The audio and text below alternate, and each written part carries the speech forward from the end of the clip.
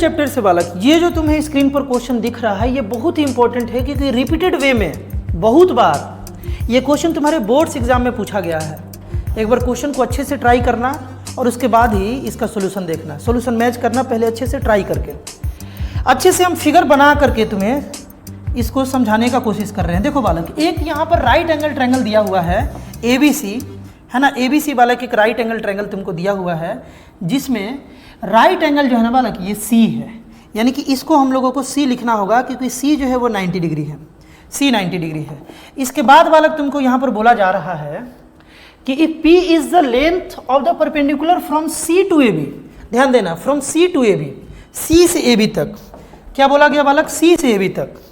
Angle C से AB पर, यानी कि यहाँ पर हाइपोटेनस AB जो है, इस पर एक परपेंडिकुलर ड्रॉ किया जा रहा है, और इस परपेंडिकुलर का जो है ना, इस बालक परपेंडिकुलर का जो लेंथ है वो तुमको P दिया हुआ है, ये P दिया हुआ है। Let CD be the P। इस पॉइंट को अगर हम लोग डिलीट कर ले तो CD का जो लेंथ है ये P है, और ये C से AB पर परपेंडिकुलर गया है। यहाँ तक बात क्लियर होगा। बोला गया है कि ABC जो है are the length of the sides opposite to angle A, angle B, angle C। Angle A के अपोजिट वाला जो साइड है इसका लेंथ अगर A है, एंगल C का अपोजिट वाला जो साइड है इसका लेंथ अगर C है, ये D तो पॉइंट है ना बालक, इसका लेंथ यहाँ पर C दिया गया है, और B के अपोजिट वाला लेंथ यानी कि AC का लेंथ यहाँ पर B दिया हुआ है। इतना बात दिया हुआ है। तुमसे बोला जा रहा है ना कि इसी के बेसिस पर ये प्रूफ कर दो। अगर तुम ओलंपियाड का प्रिपरेशन करते हो और ऐसा अगर कहीं पर फिगर बने क्वेश्चन का, तो ये फार्मूला तुम डायरेक्टली यूज कर सकते हो। ओलंपियाड वाले बच्चे इस फार्मूला को लर्न कर जाते हैं, है ना, डायरेक्टली यूज करके बना सकते हो। लेकिन ये बोर्ड में अगर बनाना है तो पूरा एक्सप्लेन करके इस बात को प्रूफ करना है। चलो कर लेते हैं, बड़ा ही आसान है प्रूफ करना। देखो, इन ट्रायंगल हम चल रहे हैं बड़े वाले में, ABC में, बड़े वाले ट्रायंगल में जा रहे हैं, और किसी भी एक छोटे वाले ट्रायंगल में चलते हैं, जैसे इसमें जा रहे हैं, है ना। एंड ट्रायंगल CDB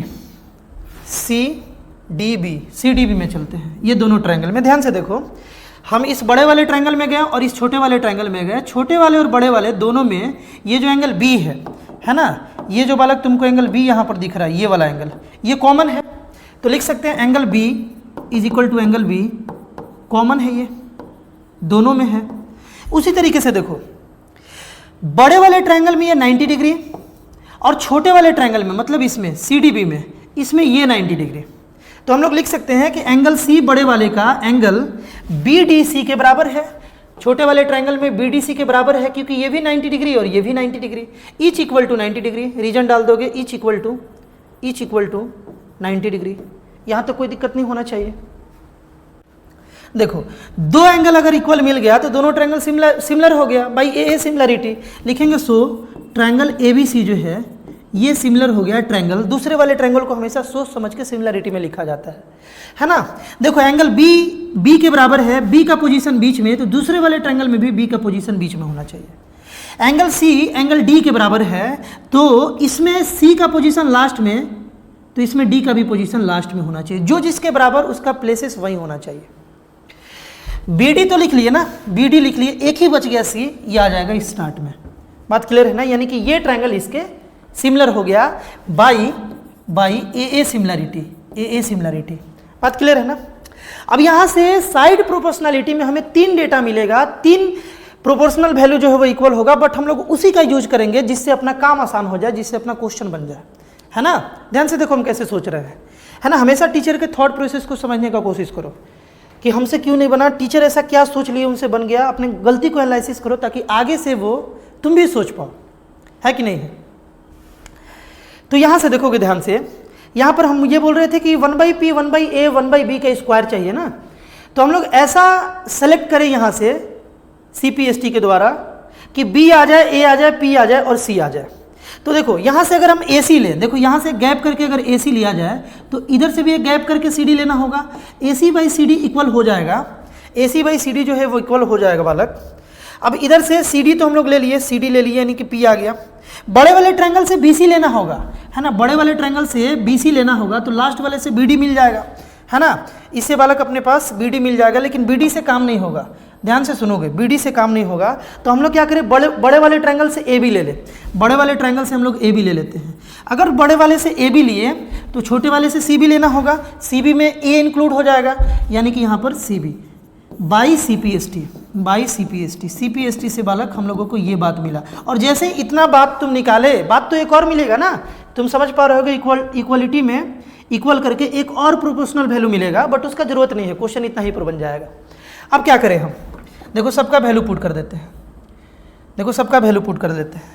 AC का वैल्यू कितना है, AC का वैल्यू यहाँ पर B है ना। CD का वैल्यू बालक यहाँ पर P है तो P लिख लिए, इज इक्वल टू AB का वैल्यू यहाँ पर C है, C लिख लिए, और BC का वैल्यू यहाँ पर A है, A लिख लिए। इस तरीके से लिख सकते हैं। देखो इस B को बालक इधर थॉट प्रोसेस को समझना, एकदम ध्यान से देखो, इस B को इधर भेजना होगा क्योंकि 1/P चाहिए, यहाँ पर B/P है तो B को इधर भेजा जाए, B इधर मल्टीप्लाई में इधर जाएगा तो डिवाइड में है, यानी कि तुम इसी को लिख सकते हो 1/P is equal to C/AB, ऐसा लिख सकते हो बालक, C/AB। ये AB नीचे आ गया। अब ऐसा जैसे ही लिखे बालक ये क्वेश्चन बन गया, एकदम ध्यान से देखना है, स्क्वायरिंग बोथ साइड कर दो, क्योंकि 1/P है ना, तुमको प्रूफ में चाहिए 1/P square, squaring both side. इस इक्वेशन को दोनों साइड स्क्वायर कर लिए तो ये बन गया 1/P square is equal to C square by A square B square, ऐसा बन गया। समझ में आ रहा है क्या? समझ में आना भी चाहिए। ध्यान से देखो, इसको लिख सकते हैं 1/P square is equal to, एकदम ध्यान से सुनना, C स्क्वायर, ये एक राइट एंगल ट्रायंगल है बालक। पाइथागोरस चचा के हेल्प से एक हम लोगों को फॉर्मूला मिला था कि इसका लेंथ का स्क्वायर इज इक्वल टू इसका लेंथ का स्क्वायर प्लस इसका लेंथ का स्क्वायर, यानी कि अगर ये राइट एंगल ट्रायंगल है, इसका लेंथ C, इसका A और इसका B, तो अपने पास एक डेटा है कि C square is equal to A square plus B square. Proof के लिए बालक C स्क्वायर के प्लेस पर A square plus B square हम लोग आसानी से लिख सकते हैं, है ना, क्योंकि हमें C स्क्वायर चाहिए ही नहीं प्रूफ में, तो इस C स्क्वायर को एलिमिनेट करना पड़ेगा। तो C स्क्वायर जो है ना, इसके प्लेस पर लिख लेंगे A square plus B square, A square plus B square. इस तरीके से लिख सकते हो ना, इस तरीके से आराम से लिख सकते हो। अब देखो आराम से हम लोग प्रूफ कर पाएंगे। यहाँ पर है A स्क्वायर B स्क्वायर, है ना, बहुत बच्चे समझ भी गए होंगे कि प्रूफ हो गया। देखो इसको अलग अलग कर लिया जाए, A square by A square B square plus B square by A square B square, है ना, A स्क्वायर B स्क्वायर। थोड़ा सा बोर्ड को हम इधर कर लेते हैं ताकि तुमको अच्छे से दिखे, है ना, A स्क्वायर B स्क्वायर। देखो हम क्या किए ना कि इसी को अलग अलग कर लिए, A square by A square B square और B square by A square B square. तुम देखो A स्क्वायर कैंसल, यहाँ से B स्क्वायर कैंसल, तो क्या बचा अपने पास, ध्यान से देखना, 1/P square is equal to, यहाँ से बचा 1/B स्क्वायर और यहाँ से बचा 1/A स्क्वायर। जो तुम्हें लाना था बालक वही आ गया, तुम्हें यही लाना था ना, ये वाला बात आराम से आ गया। कोई दिक्कत? आई होप बालक इस क्वेश्चन को तुम अच्छे से समझ पाए होगे। इस क्वेश्चन को बिल्कुल इग्नोर ना करना, अपने दोस्तों तक जरूर पहुंचाना, क्योंकि ये क्वेश्चन बोर्ड एग्जाम के लिए बहुत इंपॉर्टेंट है। मेरा गेस है कि इस पर ये क्वेश्चन बोर्ड्स में आ सकता है किसी ना किसी रीजन में, क्योंकि ये रोटेट करके डिफरेंट ईयर्स में डिफरेंट रीजन में सेम क्वेश्चन बालक आया हुआ है। बात क्लियर है ना? इस टाइप का और भी PYQ क्वेश्चन देखने के लिए जो तुम्हारे CBSE exam point of view से काफ़ी इंपॉर्टेंट है, जो बार बार क्वेश्चन से रिपीटेड वे में आ रहा है, जिस क्वेश्चंस में ज़्यादातर बच्चे स्ट्रगल भी करते हैं, वो सारा क्वेश्चंस का कलेक्शन बालक एक प्लेलिस्ट में हम बनाए हुए हैं। PYQ सीरीज मैथ्स करके जा करके विजिट करोगे, है ना, प्लेलिस्ट में, तो तुम्हें मिल जाएगा। वहाँ जा करके एक एक क्वेश्चंस को ट्राई करना, अगर बोर्ड एग्जाम में अच्छा मार्क्स लाना चाहते हो तो। मिलते हैं बालक हम लोग नेक्स्ट वीडियो में।